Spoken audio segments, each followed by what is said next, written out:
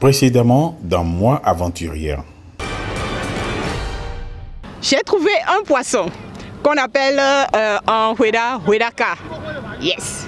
Le lac s'est appauvri, mais yes, voilà. Moi aventurière, moi j'ai pêché un poisson. Ça fait mon deuxième poisson du jour. Yeah. Super aventurière, moi aventurière, un poisson pêché. À Guézin, c'est important de le préciser. On se calme.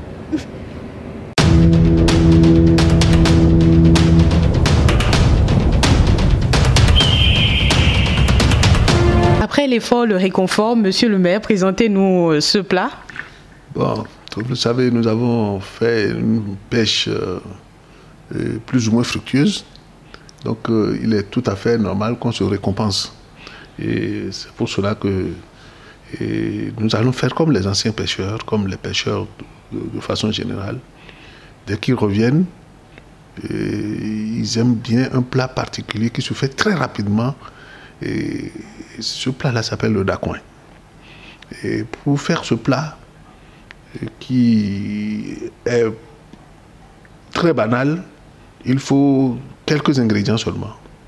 De l'eau, du sel, du piment, de la tomate s'il y en a, et de l'oignon.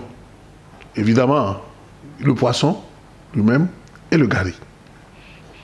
Et il est question de nettoyer le poisson, de le laver proprement.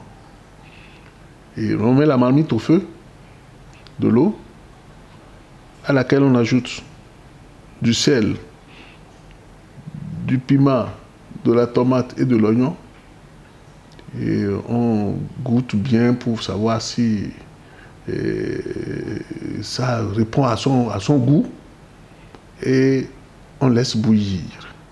On laisse bouillir. Après un certain temps, à peu près 15 minutes, on y plonge les poissons, un à un.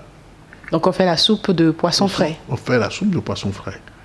Et dès qu'on constate que le poisson est suffisamment cuit, et que vraiment l'odeur